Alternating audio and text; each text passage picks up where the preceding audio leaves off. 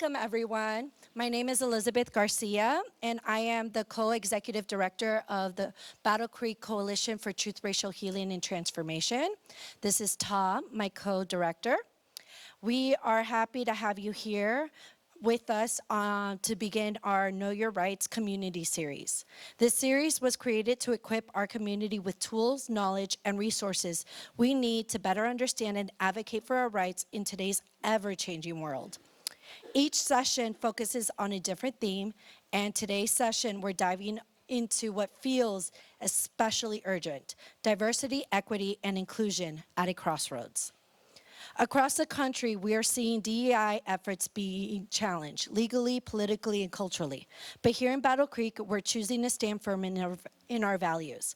Tonight is about learning what's happening, what's at stake, and how we can work together to protect the progress we've made and push it even further. Before we begin, just a few quick reminders. If you didn't get a chance to register ahead of time, please use the sign-in sheet at each of the tables. Just go ahead, write your name. We want to have an accurate count of how many people are here. In front of you, you'll also find a pre and post evaluation form.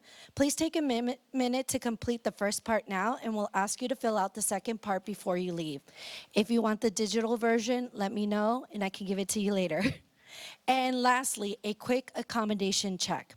If you need anything to fully participate, whether that's whether that's materials or anything to be up, moving around, please let us know. We want this space to be as welcoming and accessible as possible.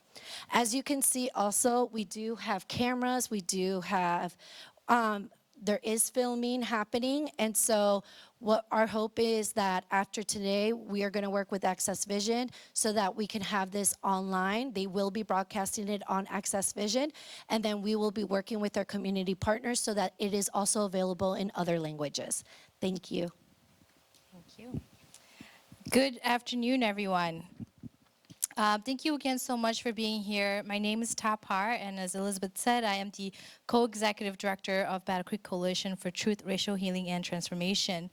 So before we begin and dive into the meat of why we're here tonight, I want to give you a little bit of background about the context as to how this event came to being.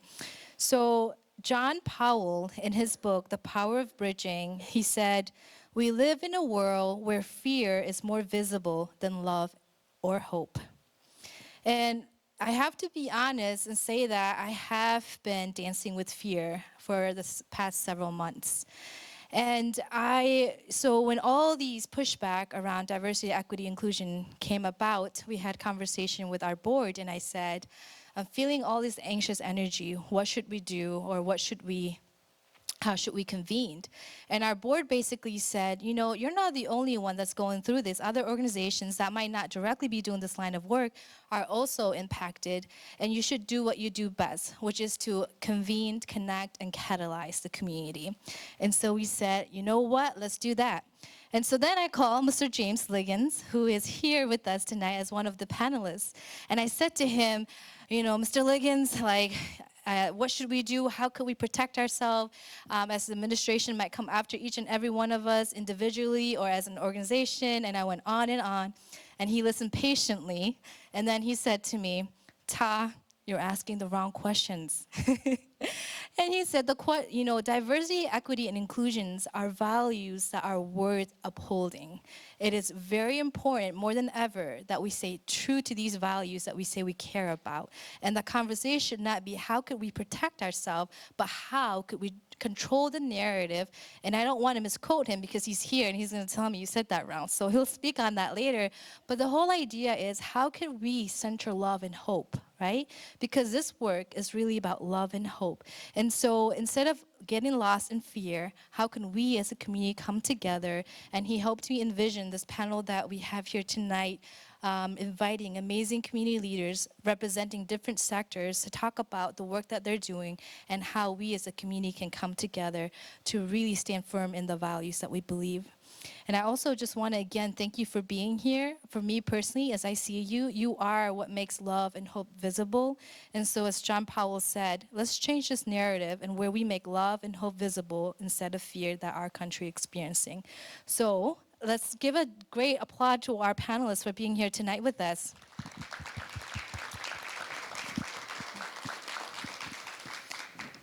I don't want to stand all night because I have heels.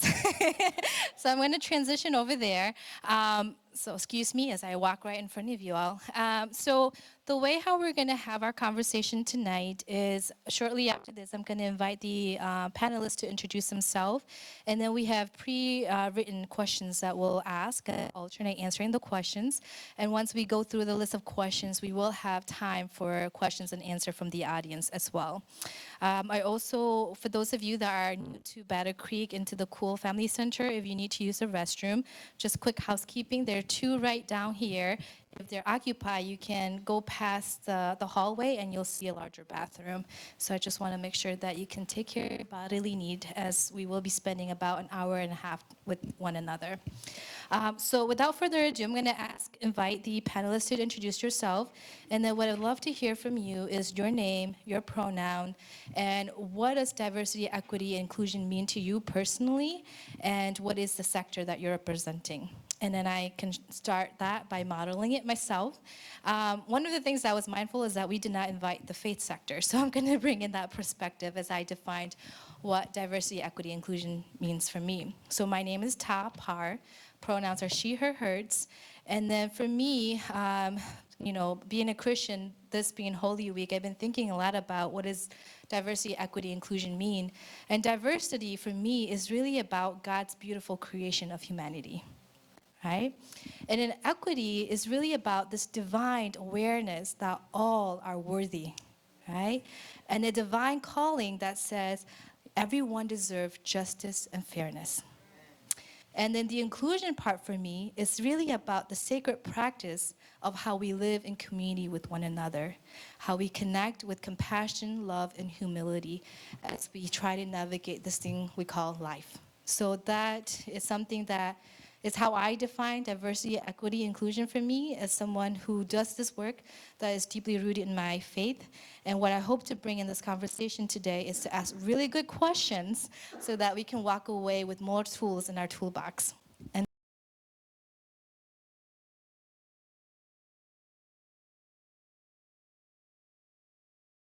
so I'm going to invite the first panelist, Claire, to introduce yourself. Hi, everyone. Claire Tanner. I'm with the ARC of Calhoun County. The ARC serves people with intellectual and developmental disabilities with advocacy and services. Our vision is a world in which people with intellectual and developmental disabilities grow, succeed, and have influence. Let's see, I think straight to DEI. I'm representing the community sector, and I will attempt to, but of course, my answers are going to be what I know and my experience in my role at the ARC, as well as a family member with a person, for a person with a disability.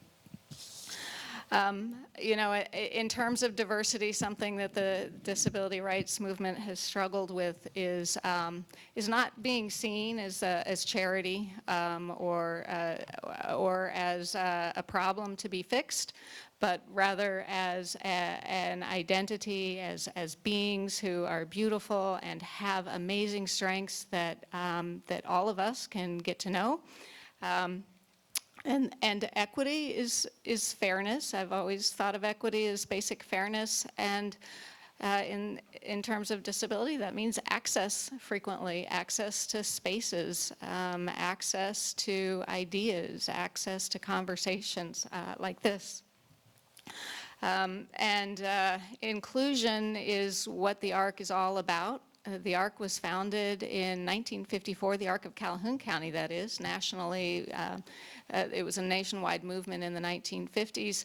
And just to take yourselves back to that time, we had state hospitals around the country, and parents who had a child with an intellectual or a developmental disability were usually told there is no hope.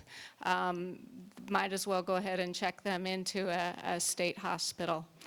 And so things have changed a lot over time. The ARC was very involved at that time, trying to establish schools in the community so that there would be opportunities in the community.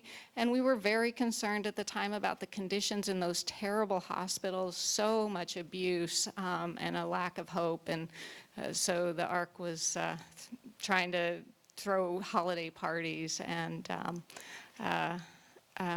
just make the lives a little bit better there. So things have changed a lot, which is what we'll be talking about as we go on tonight. Good evening, everybody. My name is James Liggins. I'm an attorney at Warner, Norcross, and Judd in Kalamazoo, Michigan. I am also the board chair for Bronson Healthcare Group and also a trustee for the Western Michigan University as well. And maybe a few years ago, I was the board chair for the United Way as well. And but today I come speaking just as James Liggins. Let me do the waiver and say that none of what I'm giving you is legal advice. But at the end of the day, I hope to provide you some information that will help you to navigate what is a tumultuous environment right now. I'm going to define diversity, equity, inclusion in a broad sense. And for me, it's our desire that every person have the ability and the opportunity to live their best life. And so if that means reducing barriers, if that means helping push others up, then we agree collectively that that's what should be done. And so that's kind of the way I define it. I don't define it in one vein versus the other, but I define it in such a way that I just believe that everyone should have the same opportunity to be able to live the life that they want to live in the way that they want to live it. So this is evening time, right? Yes. Yeah. So I'm not James. I know they sit the brothers next to each other, but I'm Van. I don't want you to get me mixed up. Anyway, I'm Van McMullen, and I work at Bronson. I've been at Bronson for, I think, just about a year. I just want to thank my Bronson family, all at the table, for being here. I think it's a good thing. I think part of it is they want to hear what I have to say, but part of it, I think they're watching what I have to say as well. I don't know, Whitney, my boss is sitting right there looking at me. But anyway, so I'm really not going. Well, I'm really not going to define diversity, equity, and inclusion, because we're kind of pivoting from that language, and we actually got our name. Our name was changed as of today, right? What? Our title. What is? Not my name yet. I still got the same name. What's our title now? I'm looking at my boss there. Engagement and community partnership. But I've been doing DI work for a long time. Before I came to Bronson, I also was doing diversity work at Muskingum Community College, and I spent 12 years at Kellogg. So I'm very familiar with Battle Creek, and I see a lot of some folks from Battle Creek, from Kellogg, that I know from over the years. But this is a tough subject. We've been through a lot at Bronson in terms of pivoting and doing things differently, but I would say I'm pretty proud. I know we'll get into this later, of what we've been able to do and not basically sell ourselves short, and so we can keep doing the work. So I'm looking forward to the conversation. Good afternoon. Chris Argent with United Way. Pronouns are he, him.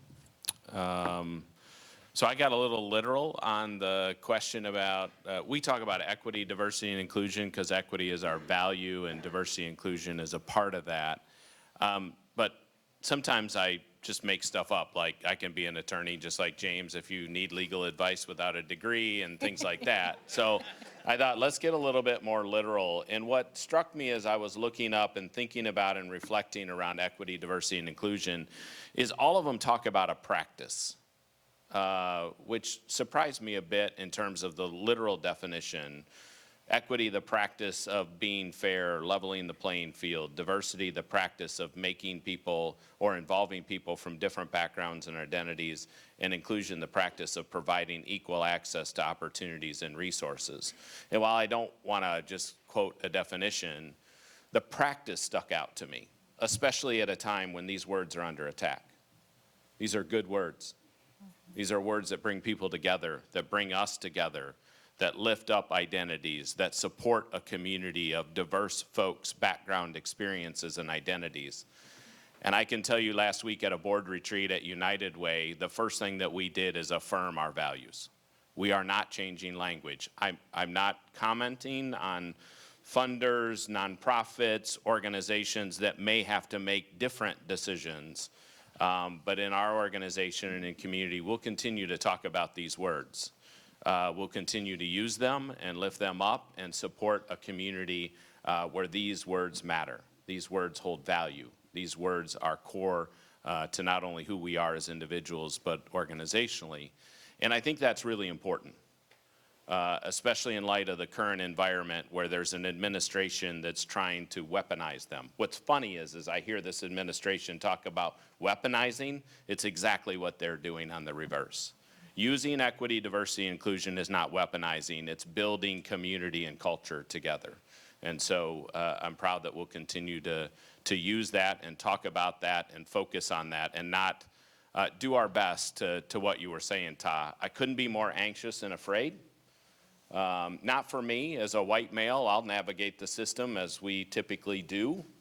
But for the fact that our immigrant and refugee communities are under attack, our LGBTQIA plus communities are under attack, our BIPOC communities are under attack. And so I hold a tremendous amount of anxiety that it's the responsibility of those of us who don't necessarily hold marginalized identities to lift up, to use these words, to lead with these values, and to engage and support a community that might have a different experience.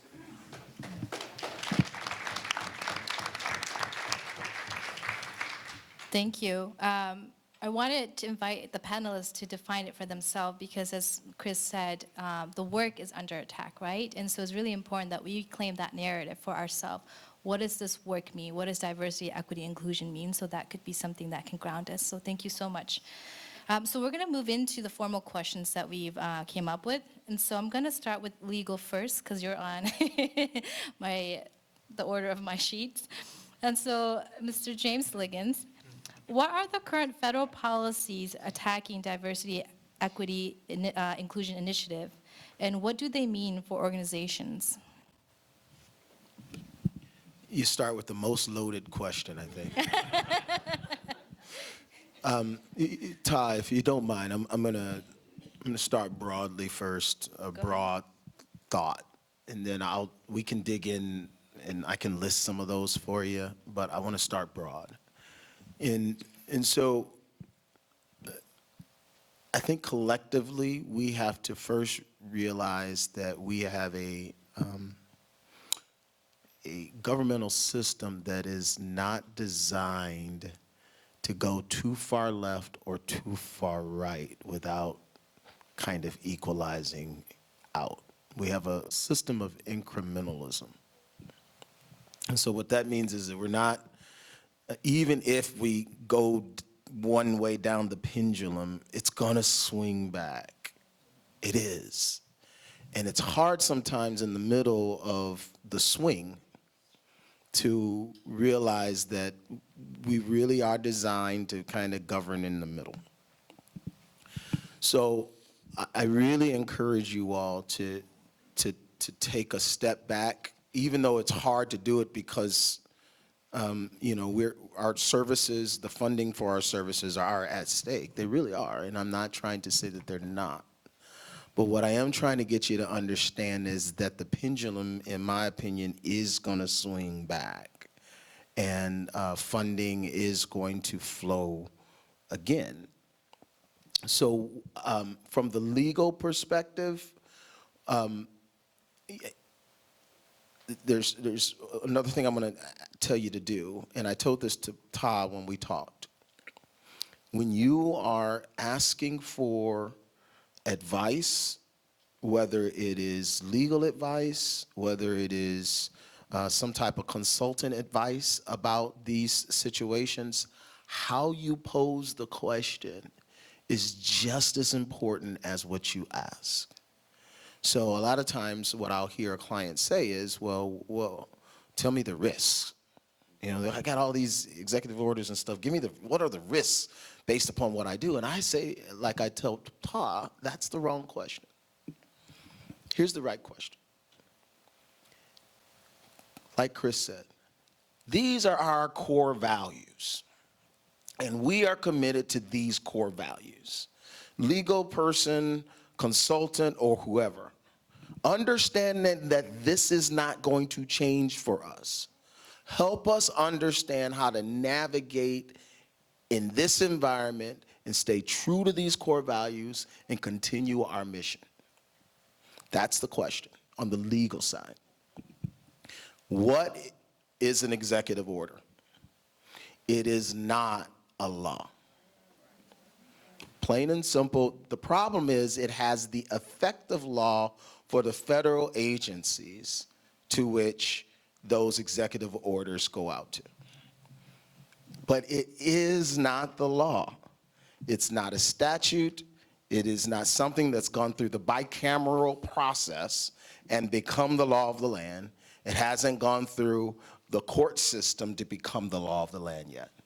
And so it really becomes a policy. It's a policy. And policies change. They do. Let me give you one that just changed. There was an executive order that, in essence, basically said that in the federal agencies, there had to be policies about anti-discrimination and policies about affirmative action. And in 2025, there was another executive order that came through that basically said, they're telling me I got to stop. So I'm going to stop in 1 minute here. But ultimately, they revoked that policy just this year. So my point here is that what's happening right now, it has real serious impact. But let's not panic yet. Let's look at it from a 10,000 kind of foot level. And let's figure out on the legal side of this, what is the right approach? So an executive order isn't law. It has the effect of law with respect to federal agencies. So they kind of have to follow those policies. Here are the things that you need to know about currently, and I'll be really quiet. There is an executive order that talks about ending illegal discrimination and restoring merit-based opportunities. What do they mean by that? In essence, in my mind, the way that I interpret that is that they're trying to say that the way we've been interpreting anti-discrimination and the way that we've been interpreting that type of law is somehow discriminatory against another demographic. There's another one that basically says ending radical and wasteful government DEI programs and preferencing. And then there's another one that says implementing the president's department. Oh, we won't talk about those yet. And then there's initial rescissions of harmful executive orders and actions that I told you before. So to answer the question, what are the current federal policies attacking and what do they mean for organizations? They mean that we have to make a decision about what our core values are. And then we have to then navigate based upon our core values. Thank you. I was trying to take notes. I was like, oh my gosh, what do I walk away with? But I love the way how you ended with the questions, right? What are your core values? This is a time for us to do inventory around what are our core values and how could we honor them in our practice, right? Okay, and so I'm going to go to philanthropy next. So, Mr. Chris Sargent, how are funders responding to these challenges as we talked about, the divestment, the threat of using federal funding, and how can organizations maintain funding for, the equity work that they have? Yeah. So I don't speak for funders, but I have a perspective, and I'll say that a lot of funders are having these very conversations, maybe a little bit more privately, and trying to figure out, how do we fill the gap of federal funding that we're either experiencing or likely will experience to some level. We know that philanthropy is not going to fill that gap, but we know that philanthropy can be helpful in prioritizing and supporting the gaps that have happened and may continue. I do want to piggyback a little bit on what James said, because we're a client. And last Friday, we made this phone call and said, what do we do here with our values? And something that James highlighted that I'm going to get tattooed is we follow settled case law, right? That's our new mantra. So we're following the law, settled case law. And that's what we're going to continue to do. And we help everybody everywhere that needs support. So we also help folks who need additional support. You know, that's our ability to practice. Sorry, Ty, I went tangent on that. I'll hopefully not get the sign that says you're done. But I think that's important because I think when we think about philanthropy, and in a minute as we talk about, you know, kind of community and nonprofit sector in particular, it's going to be really important that we recognize that that's a position that we can take, a legal position to be able to support the work. Now, I realize there's other ramifications and consequences to that. But the other thing, and I imagine that's true of many of us in the room, and I realize you have an expert panel up here. We have a room full of experts too. I just want to acknowledge people in this space every day with us. I think it's really important to recognize that in conversations I'm having with people in community and across the region, from Kalamazoo to Battle Creek to Jackson and Lansing for our region, the supermajority of people are not agreeing with some of the language and some of the discussion and the narrative around anti-equity, diversity, inclusion. In fact, quite the opposite. People are saying, this isn't what I signed up for. This isn't what I agreed to. And I think at times, sometimes we struggle to then be able to say, join us, right? Invest in us. Advocate for us. I was in a conversation last night in a presentation up in Lansing, and my number one thing is if you want to do something beyond the program work that we do that's great and impactful, pick up the phone, make the phone call, right? To the federally elected officials, who I realize are not doing a great job listening right now. So what? Show up, call them, because that's where it starts, right? It's building that critical mass of narrative that says, I disagree. This is what I support. And I think the more public we get with that, as we think about what's the opportunity, I wish I could read it without the glasses, about alternative funding mechanisms, like engage community like we never have. Create the space in which we can invest in organizations and missions that are leading with the values that we share, create opportunities to advocate at a grassroots, simple level so it doesn't feel dangerous and overwhelming. Those are the types of things that we do, and then funders and philanthropy will come along with us. We sit here in a community with great funders, both with community foundations and United Ways and private funders and the W.K. Kellogg Foundation that believe in the work that we're doing. We're fortunate to be here in Battle Creek where that's been true for a long time. I think part of it is just speaking the truth of what's going on, what's happening, what could happen. You want to devastate a country, get rid of Medicaid, reduce SNAP benefits. Those are the types of things that we have to get ready for to be even stronger advocates, because it's not just a particular program like AmeriCorps this week, thanks Doge. God knows you don't understand a thing about it. But also to be really clear about when these bigger systems are under attack and are being set up for that's where we're going to have to get really granular and really good at advocating for the things that we care about too. So I think it is a funding opportunity to engage individuals and the public. That's not easy or simple, but I think living into our values are a big part of that. And then talking with funders and philanthropy to say, we're going to need you more, and here's the priority right now, whether it's around basic needs or helping support systems. Thank you, Chris. So what I walk away from is that all of us that's here tonight, we've been invited to be advocates and to also put a little bit of pressure on our philanthropy sector to say, how are you going to support this ongoing important work? So I just want to say thank you for that call to action in many ways. So next I'm going to go to Dr. Vand.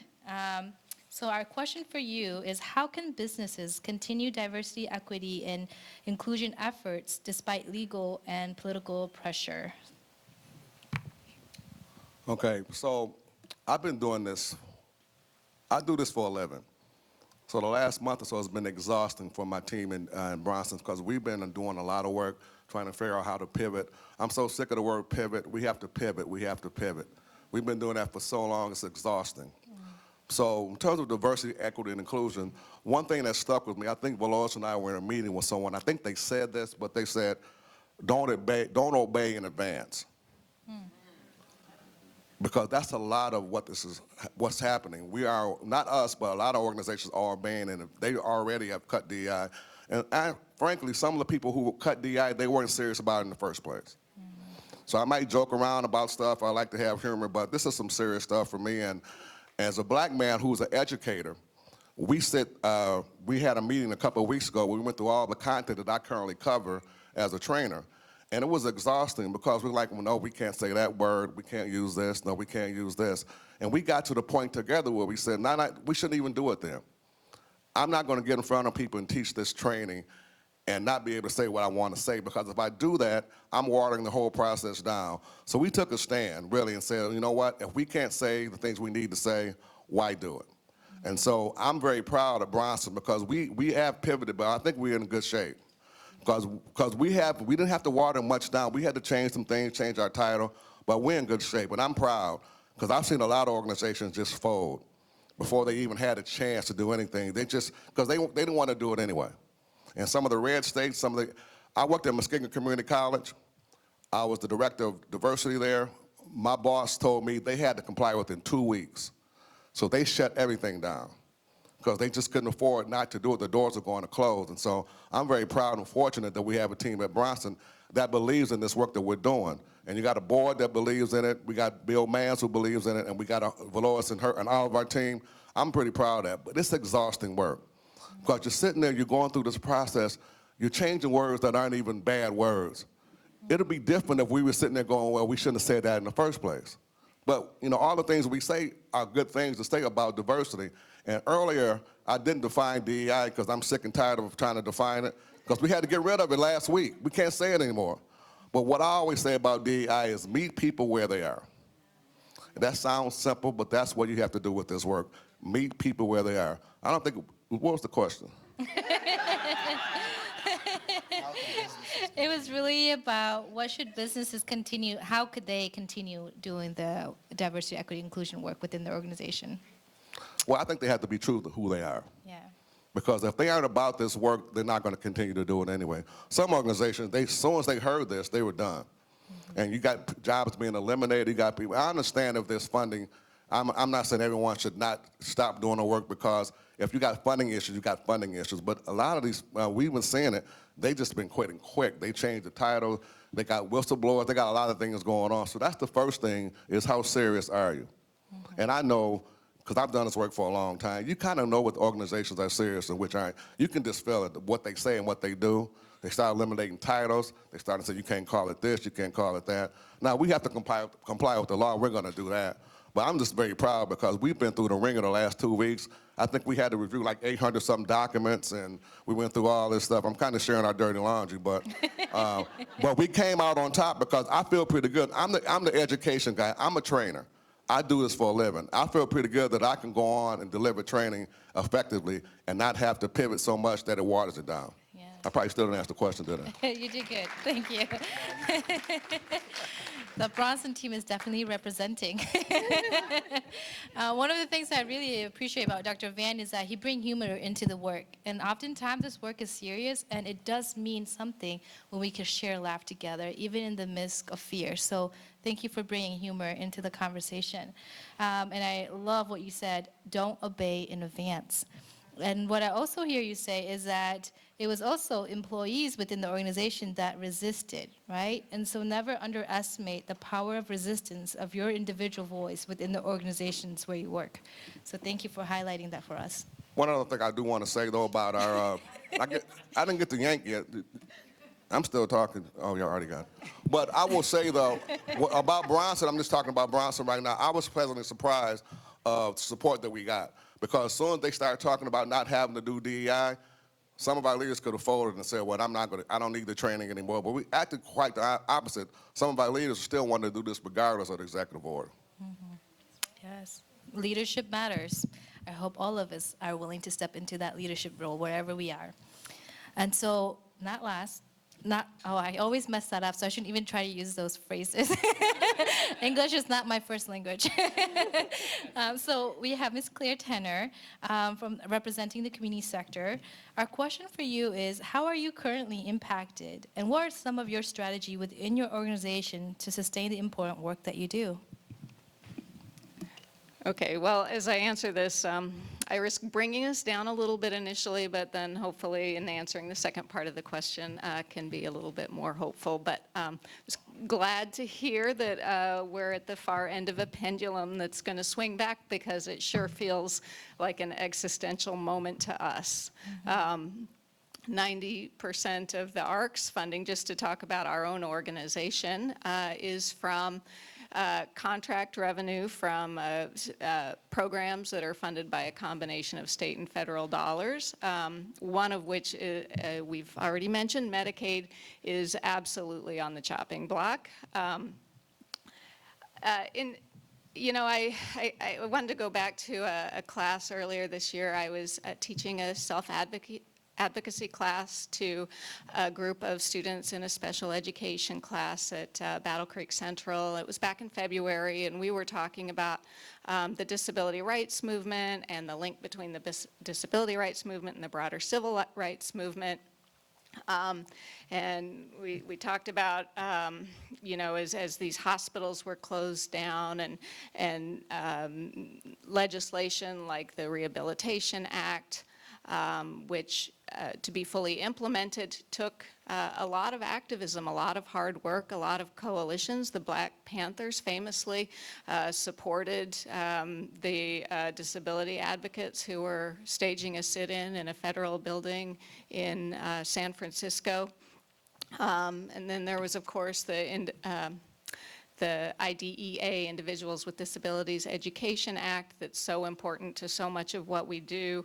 The ADA, the Americans with Disabilities Act, you might not know, didn't get passed or signed into law until 1990.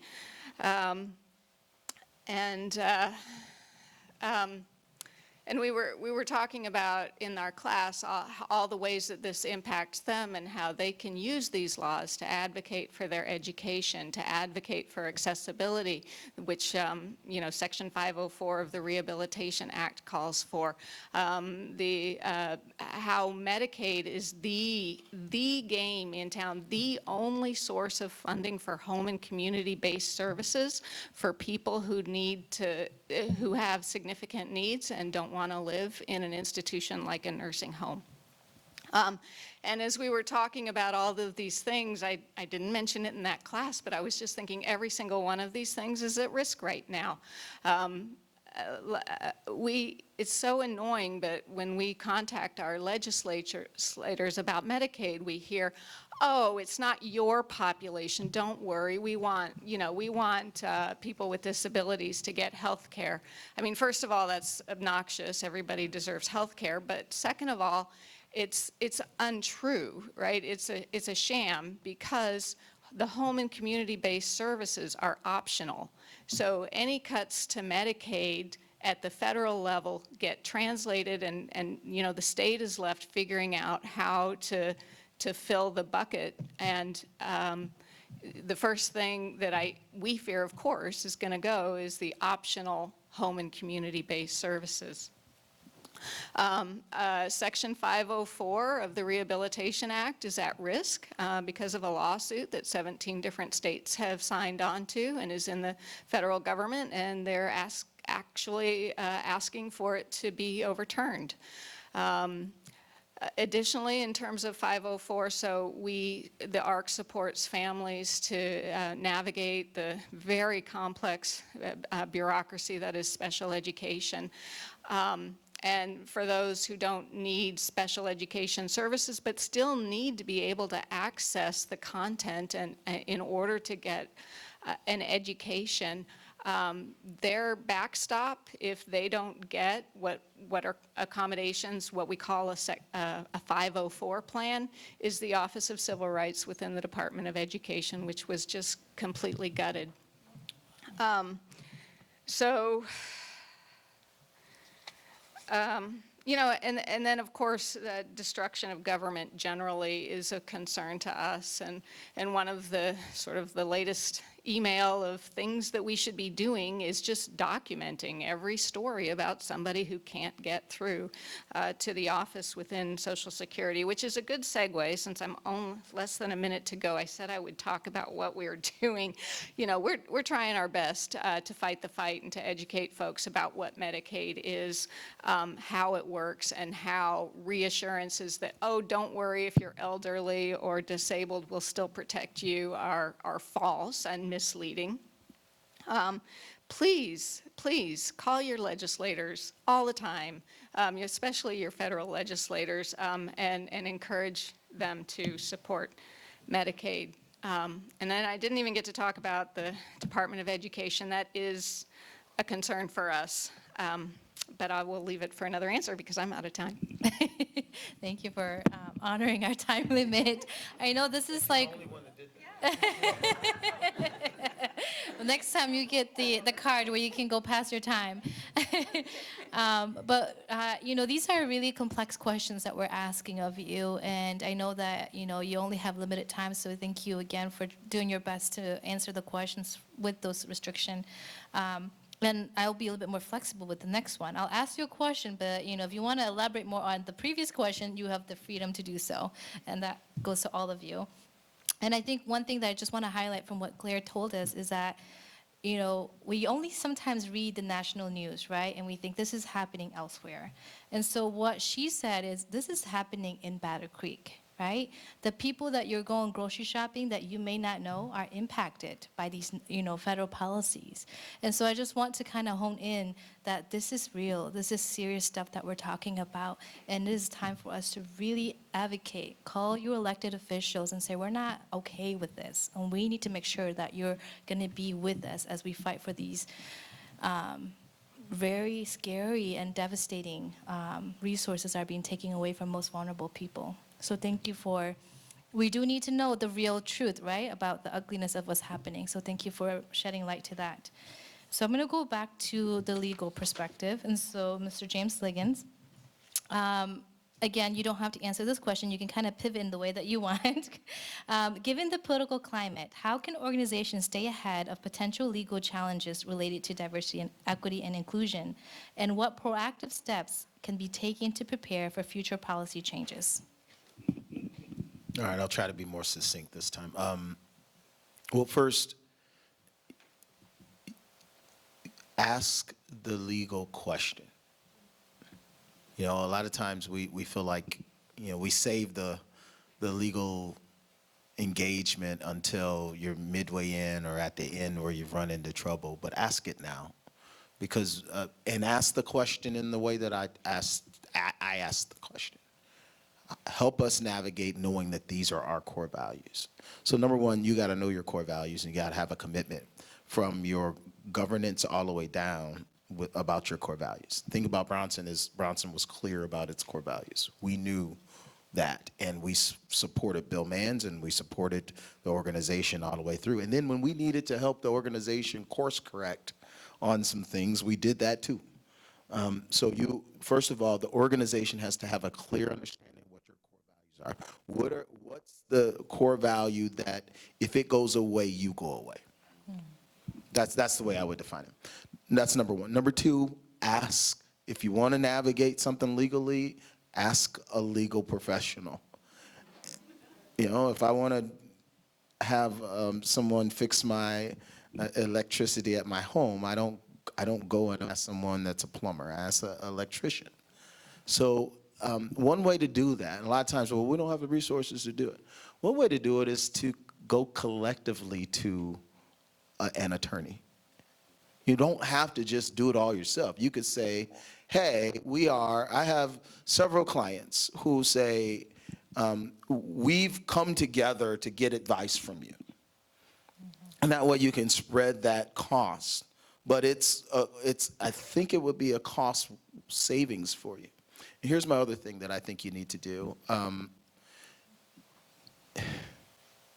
want to say this in the most polite way, but when you depend upon government funding, you're at the whims of who's at the head of government funding. Now, that's a hard one for you, those whose organization and your models are such that the federal funding is where how you survive. So I just want you to give some thought to what does it mean to diversify your funding stream in such a way that if the spigot turns off over here, you still got funding streams coming in. Are there fee-for-services that you can begin to develop? Are there other private grants processes that you can access? And here's a thing. Are there shared resources that you can collectively come together to begin to utilize to bring down some of that overhead costs? And then here's another thing. Maybe we need to be combining some of our organizations. I know this is hard to hear, but I'm going to tell you now that that might be one way for us to make sure that these services are still being provided during this hard time, is that we come together, collaborate more together so that the impact on the service, because that's really what it is, right? We're not doing it for our own egos. We are providing these services because there's a need. So let's make sure that the need is still being provided for. And that might mean having a bigger look at whether or not collaboration from either just, hey, we're a small partnership, to maybe merging together with an organization might be the way for us to survive through this. And so that would insulate you from the whims of what's coming through. Maybe we get a Democrat the next time, but maybe the next time it's a far-right Republican in the administration's office. So those are some thoughts. It's not all legal. Part of it, what I'm doing is saying, I'm a legal counselor, but I'm a counselor just the same, which means that if there's some other things you need to be considering beyond just the legal, that it's important for me to tell you those things. And so what I'm telling you is that we've got to have a broader look at this so that we insulate ourselves more from the political whims of the government.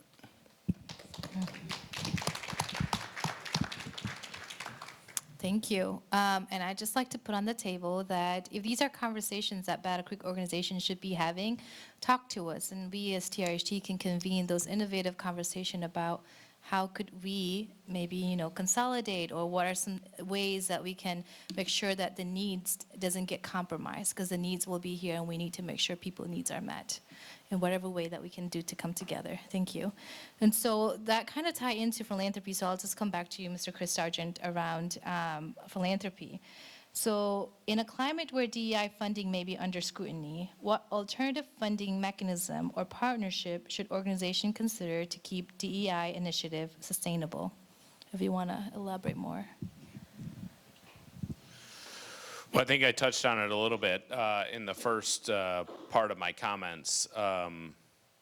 I think from what James is talking about, collaboration all the way to merger can be considered. He says that because he's been through 2 United Way mergers. So, he had a lot of fun doing that, and he can help you. And I do think that's a reality, right? I mean, we've exponentially grown in the nonprofit sector for the last couple of decades. And this might be a time of us coming together and really supporting together the opportunity to keep our programs and our missions moving forward, and that might be one way. I talked earlier just about getting more grassroots, right? Not assuming that folks have been asked, also creating the space to be clear about the values aligned to our missions so that people can support us individually and corporately and in other spaces. I think the other thing too, I jotted a note to myself because it's sometimes a reminder, and sometimes I think in this very divisive political nature that we've been in for some time, we can make assumptions. EDI is not a Republican, a Democrat, an independent, a libertarian, a Green Party, what other political affiliations might be. Nobody owns that. Nobody has a particular position about that. I talk to Republicans and Democrats and independents all the time who support equity, diversity, and inclusion. Mm-hmm. There are some that may not, but it's more about trying to find the the will of those individuals that want to go with us and support us, both at a local level. I mean, we do a lot of funding at our local municipalities, at a city and a county level. We do it at a state level. The state is reviewing the budget right now. If you don't have an earmark request in, talk to us. We'll help you figure out how to do earmarks at a state level. Sounds like they're not going to continue that at a federal level, but earmarks matter. And a lot of us don't have experience with that, but it is a good way to talk to local, state, and federal representatives about investing in core programming that we're delivering. So I think it is thinking about the ways in which we've always raised resources as well as the ways in which we haven't. And then finally, from a philanthropy sector, I think it's really important to make the ask of our local philanthropy organizations, especially if we haven't recently, and come with a values alignment to that, because I know some of us are very interested in that and are funding intentionally for those organizations who are clear on their values. Yes, thank you. And I know that Mr. Chris Sargent is also going to be part of a conversation that TRHT will be hosting in June with community organizations and funder to really get real clear as to what are the impact, what are the needs that we're going to be having to be innovative in making sure that they're met, and what is the role of philanthropy. So that will happen sometime in June. So keep your eye out. So thank you. And so then this kind of goes to the corporation question. And so I'm going to invite Dr. Van. So many people, companies, there are many individuals and organizations that support diversity, equity, and inclusion efforts, but sometimes they feel that it's just more performative and that it does not lead to real cultural or organizational change. And so given that kind of perspective from some people, especially in a time like now, what might you say to that? I mean, what I really say, or what I'm saying from which one? You Which one? decide. Okay.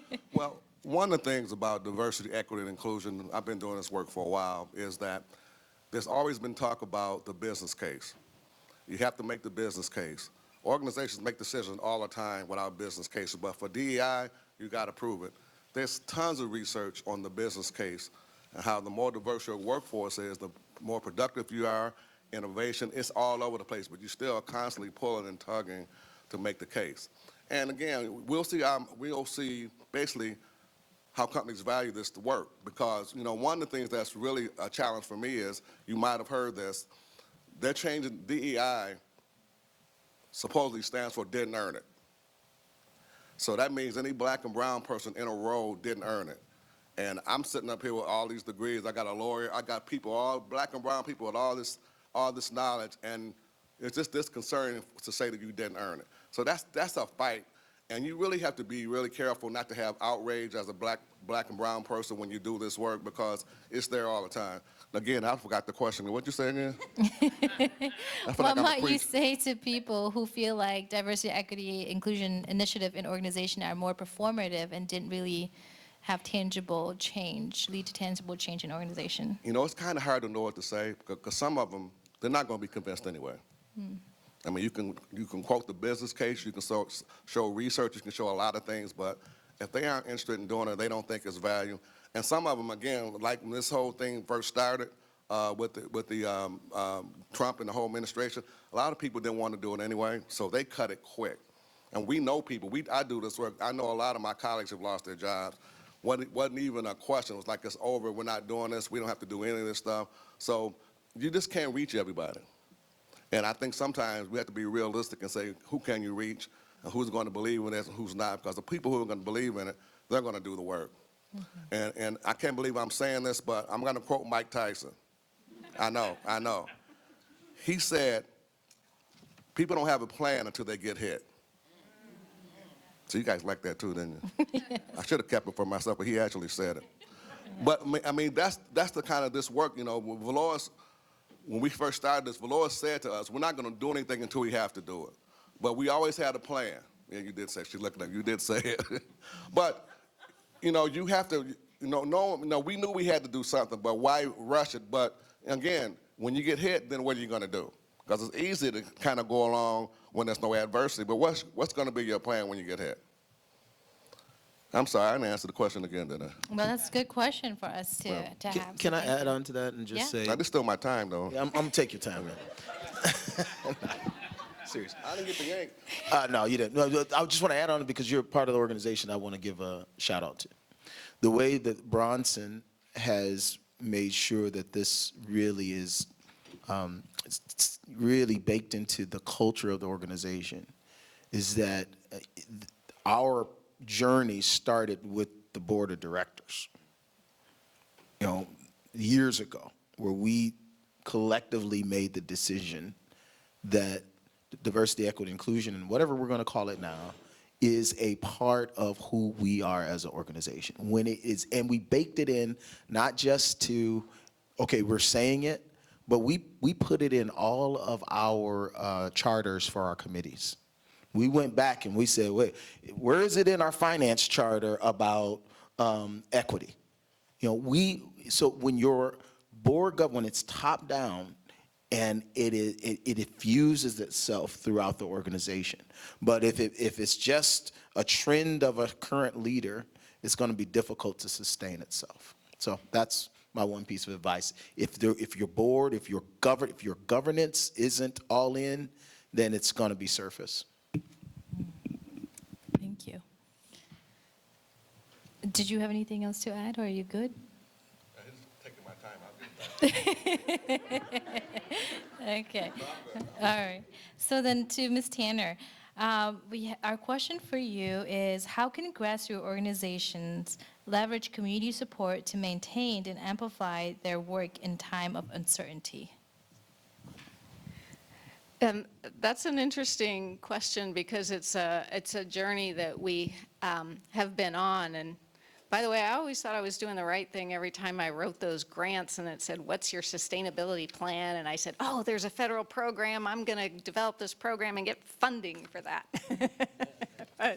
but yeah, I take your point. And truly, so we were founded as a member organization by primarily parents, many of them mothers, who wanted to make a difference and were willing to roll up their sleeves and do the work. Our membership numbers have plummeted, and you know, perhaps it's partly because we have become a service organization and now we're part of the system. On the other hand, that's what gives us the heft, the ability to hopefully weather this administration. So it really feels like a hard walk. In terms of getting back to our roots and being that member organization that is a capacity builder in the community, like one of the first things that we did when I joined the ARC is we got together the people that we serve, the adults whom we serve, with skill building and employment services, and the parents whose young people that we serve, and asked them what we should be doing, and the answers that we got shouldn't have been surprising from the people with lived experience, the people with disabilities. They said we want jobs, and in addition to wanting employment and wanting independence and to be out in community, the most common thing they said is we want to make a difference in community. We want to make community better. And that led us to reach out and collaborate with some other disability organizations, and found partnership in Community Inclusive Recreation, an amazing organization here in town, and brought together some folks who we serve, who are for now calling themselves the Self-Advocates of Calhoun County. And I've got one of our co-chairs here in the room. Don't want to embarrass you, but thanks for coming. And we were just talking, why didn't we bring the whole group here? And I don't know, bandwidth, I guess. But that's part of it. And so I'm really hopeful that group can grow, and we've been in existence almost a year. Yeah, I think you're right, Claire. About a year, I think. Yeah. And then in terms of our broader membership strategy, we did a membership campaign. We tried to frame membership as be part of a larger community. Let's make a difference together. we didn't get a single new member from that. It was harder than I thought to sort of sell the idea of, you know, like, let's all dig in together. Of course, that was before the current administration. Unfortunately, maybe that will be a you know, a good thing that comes out of this. So that's been harder than I thought. And the other thing that I've been a little disappointed about is our efforts to educate around Medicaid recently.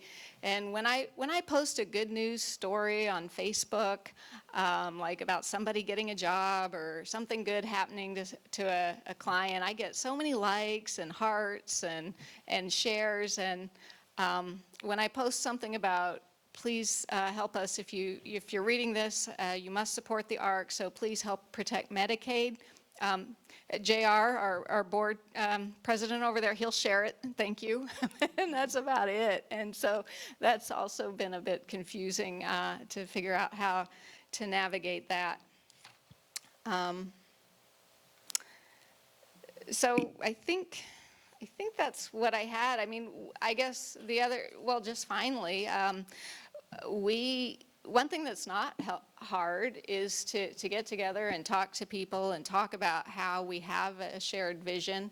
That's my favorite part of the job, and we certainly want to show up and be allies to every other civil rights organization, and want to build that, and we actually try to put our action into that by attending things like Burma Center event and other things. So I think partnering, in addition to figuring out the secret to community engagement, would be my answer to that.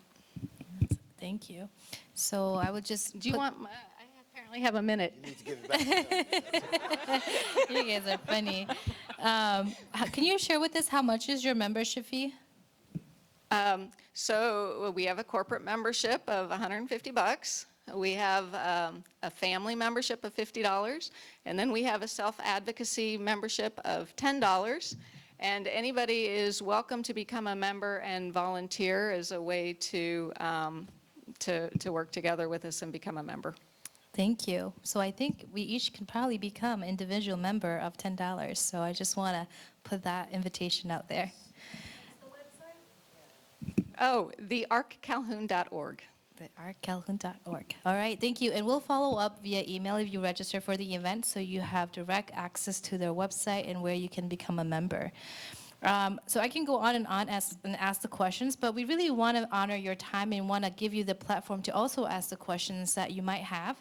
And so I'm going to be walking around and giving the mic to people who might have questions. So if you have a question, raise your hand and I'll come to you. Okay, Dr. Garcia. So first, I just wanted to say thank you. It's incredible, and it's soul-filling to be in a space to hear how it is that all of us across sectors are navigating all of these challenges. So my question to all of you is, how do we continue to perpetuate that? Because this work is hard. Navigating this is tricky. It's constantly changing. So how is it that we help advocate for each other and make sure that Claire's organization is being uplifted? How is it that we pick on Mr. Liggins and ask him for some advice and support while Chris helps us navigate other challenges, and then Van just puts up with me. But how do we put our hands on each other's backs through this work? Because this is heavy at times. And if you can answer questions, whoever wants to. Is this a part of my time? If you could be. I'm taking my time back. Actually, you know, one of the things about this work, it is very, very difficult from an emotional standpoint. I mean, Dr. Garcia is saying that, but we have to lean on each other. I mean, we lean on each other all the time. We've had some ups and downs going through all the stuff that we've been going through, but I mean, I had a moment, be transparent, when we were going through the content, because I'm a trainer, and we're going through all of my content to figure out what we could do or what we could not do, and it came to the point where it's like, I was just frustrated. So my colleagues came in and they hugged me because they knew I was having a tough day. Now, I will say this. I do work with all women. So it's not a shortage on being told what to do. Trust me, they all are pretty good at that, but they're all very nurturing. But this work is hard, and I think the nurturing piece, especially for a man, because we're not going to ask for it, but we all need it because it's tough work. Thank you. Anyone else that would like to speak to that? And then, is that a question right there? You know, Ty, I think it's really important. I appreciate TRHT continuing the leadership to talk about these issues, right? And then this is a room full of colleagues and friends and people we may not even know to be able to do that. I think coming together in space is important. But I also think we're fortunate that we're a part of organizations who support us, and hopefully you are too in the audience. And I also think it's good right now to check in on each other more frequently and be there to be able to support one another. So I am a teacher of multilingual students, and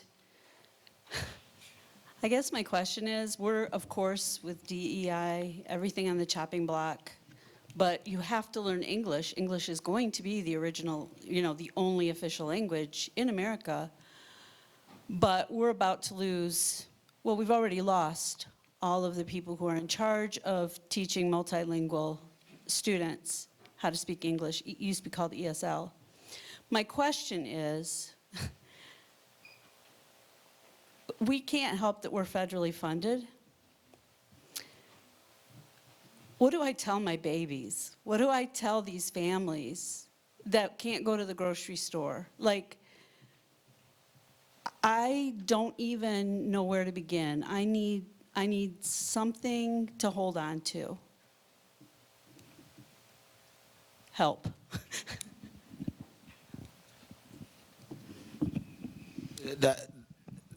I don't think anyone here is going to have an answer for how you respond to those who are going to be significantly impacted by what's going on here. But I do believe we need to collectively figure out how to come together to make sure that the services are still provided. We're going to have to figure that out. And we can't do it in a vacuum. And so these kind of collaborative conversations are going to be important. But to answer your question directly, how do you tell somebody that you want to help them but you can't? That's and so I can just acknowledge for you that I feel that in the core of my being, that there are some services and people that need help. And because of what's going on right now, they're not going to be able to get the help they need. And so I just want to acknowledge that.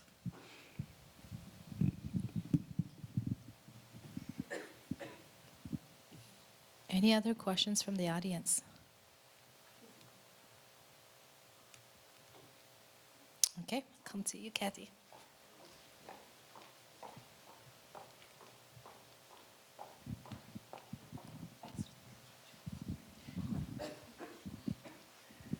Thank you. Hi, everyone. Kathy Zenda Wilson with, I'm with Pulse, but that's not what I'm here for. I'm just here as me.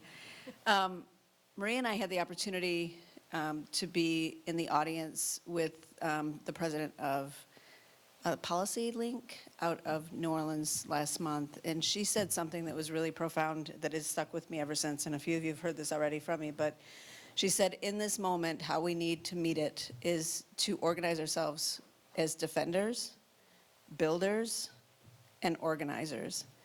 And my question, I guess, to the group is, I listened to this last statement, and I think we need defenders for the people who are going to be hurt by this, and how are we organizing ourselves in this community to make sure that they are supported, the families, but also the people that are supporting them, in the absence of federal funding.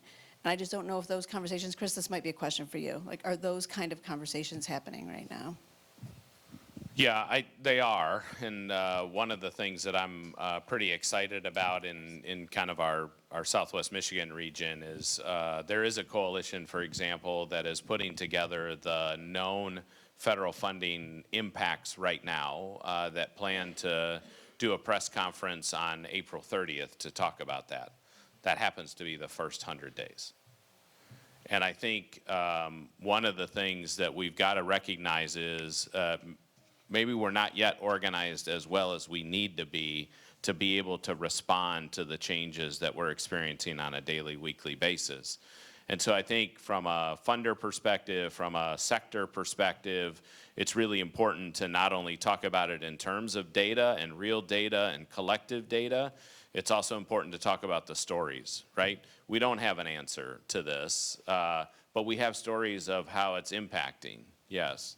And so I think it's lifting up the voices, the stories, supporting the children and the families who are impacted to share their own voices, because I hope at a core level we're still human, and when we hear that, we respond, and I think generally that's still very true for the supermajority of our community.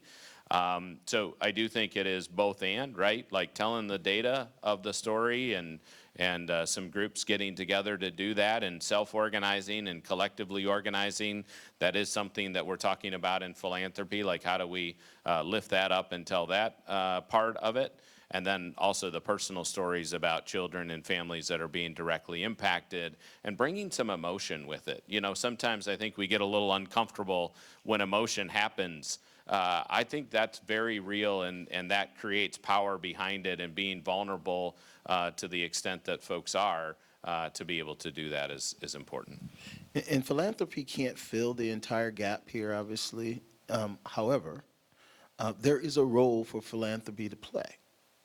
And so, at least in some circles in Kalamazoo, and at least where I'm focused at, I'm on a foundation there, and we do meet on a monthly basis. Chris is part of that conversation. And we are having some conversations about, well, is there a way for the philanthropic community to treat what we're going through right now like we treated COVID? You know, and to say, hey, you know, we've got something here where we all, the funders need to come together and have a pot to be able to help in some sense of the word. Now, again, you're not going to fill all of the need, but I guess I just want to encourage you that there are these conversations being had about, well, okay, what's our role in this, in how to help our organizations, particularly how to help the services still be provided. And obviously, there's going to be a triage there, and we're going to have to figure out, you know, what are going to be our funding priorities in these kind of concepts. But United Way was very helpful in that space, where there was a small business fund in Kalamazoo that we were able to develop that was a kind of a lifeline during COVID for our small businesses. It didn't provide everything, and there were many that failed, but there was a space for philanthropy to be helpful in this space as well. Okay. Okay, my name is Kerry Whitfield, and forgive my voice, I don't speak very clear. I speak clearly, I just don't have a lot of oxygen. My concern is that this is a very targeted attack. And unfortunately, it has a greater impact on the whole than the intended target, both economically and in terms of relationships within the community. Quite frankly, it ends up being one side versus the other.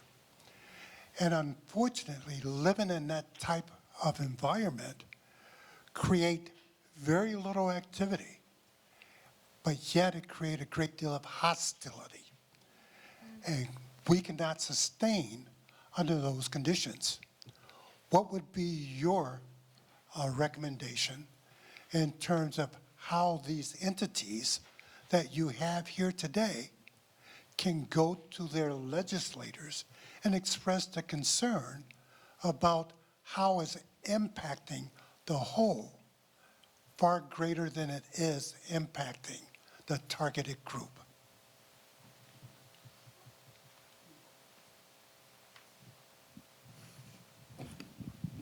let me just say this. And again,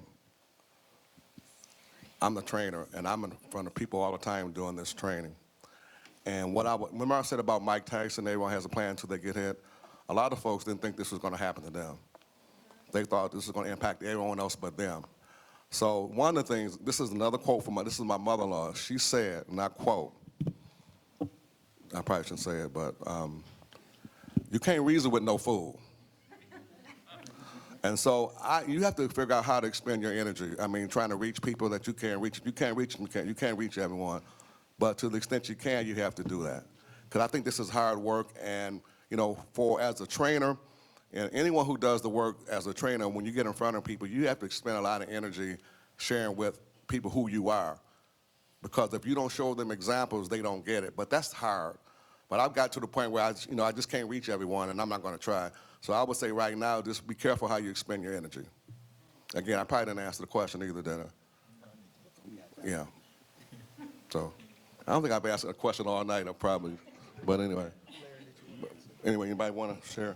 Well, I had a similar thought that it feels targeted, but there are so many groups now that are being targeted. I mean, I do feel it's a matter of like making sure that all of us do our due diligence of collecting the stories, sharing the stories, and translating them so that people understand sort of what led to that scenario and why did this happen. And I feel like there is that we have more in common than we realize, and it was exemplified to me today on the morning news when, you know, the story about the man from Maryland who was deported to El Salvador, and the quote from Trump is, you know, we'll start with the internal enemies next, or whatever it was, something like that. I mean, I think they're specifically targeting the folks who look most vulnerable and that they're most successfully able to other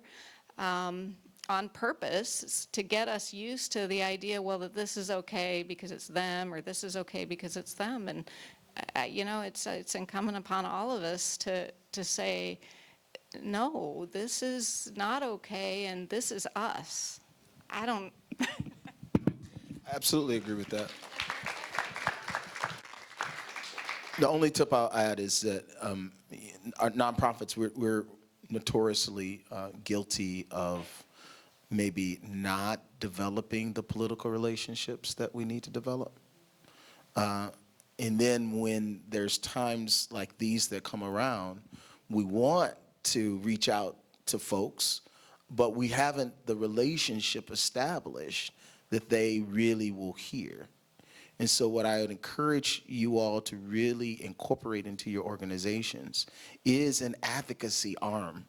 Somebody, something, some policy that says that you will develop relationships with your local municipal government, with your state, and with your federal. You know, some are already on that path, but if you're not on that path, this is the time to get on that path and to make it a part of your DNA, because then when things like this happen, you have advocates, right? But, you know, it's hard to develop a relationship, to call someone right now and have them advocate for you in the midst of a crisis if you don't have the relationship established. This moment is chaos, and chaos is being created on purpose to divide. And we've talked about how we have an opportunity to be builders, to bring people together, to be advocates in this moment. So we have a collective voice so that we can be a beacon that drives through the chaos and creates a light, right? But I think we still have some work to do to the comment about what's that overarching message, right? How is this collectively impacting community? How can we work together across the sector to build the resources that we need so that we as advocates can say, this is a single source of truth, or these are the places that I can go to get the resources, so that we can be collectively that beacon of light? What are some of the ways that we can create those resources so that we can be stronger advocates?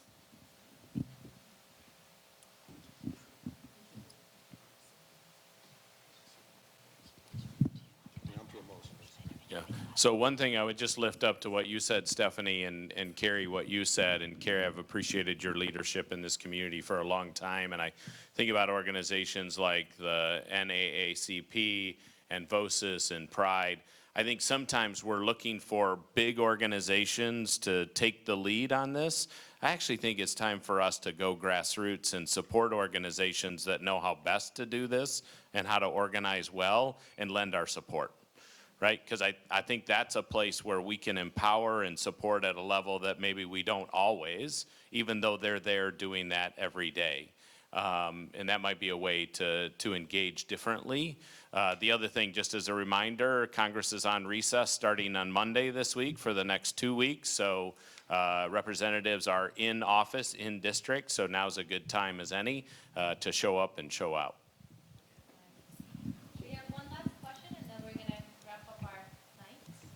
Hello, my name is Beatrice, and I am a long-term community member of Battle Creek, community partner, and also a proud employee of Bronson.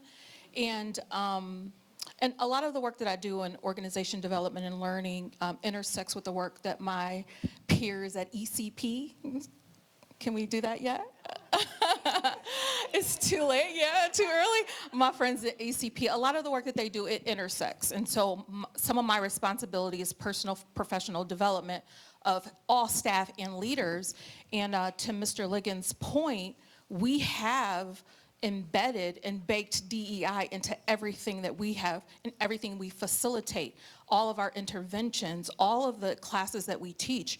And part of that, in pursuit of excellence and to continue to improve, we do evaluations.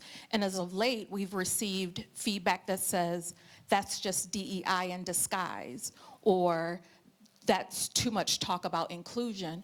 And so part of our conversations are shrouded in fear, some of the members of my team. And so my question is, how do I help to reduce the fear of whistleblowers when when some of the things that we teach, or when we, as Dr. McMullen said, when we bring ourselves to the content, how do I help to reduce that fear of whistleblowers by the work that we do and the things that we say and have to say as a part of the work that we do?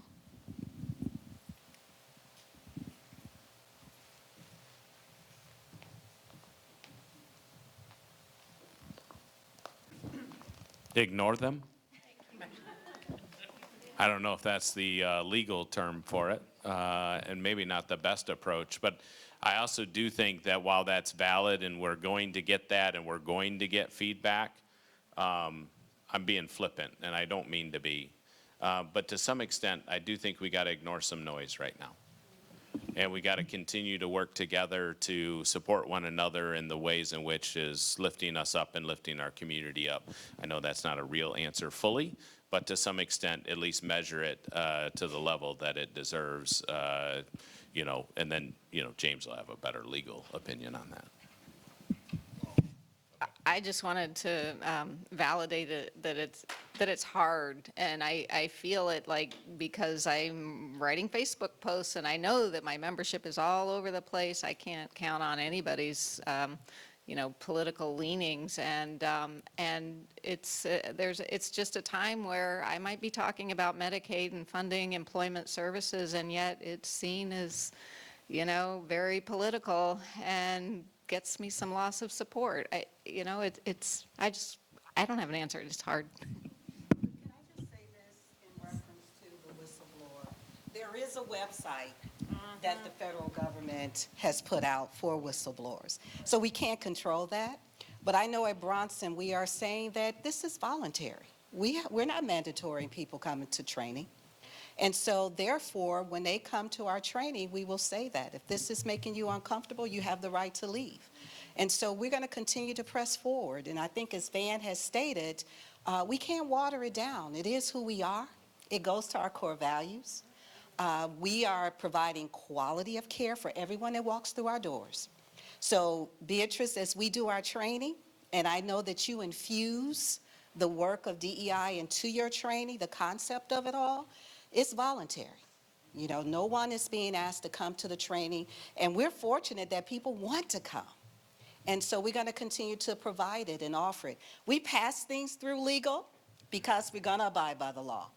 And we have been very fortunate to work with our legal counsel that is saying, okay, do your thing. That's good. Change this little word. But when Van stands before people, he has to be who he is.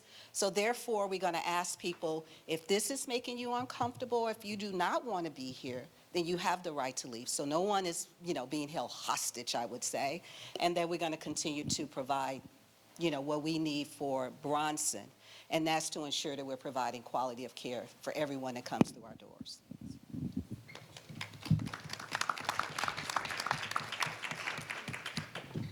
We are approaching the end of our time together. We just want to express our heartfelt gratitude to each and every one of you for taking time to be with us tonight. And I love that Stephanie used the phrase beacon of light.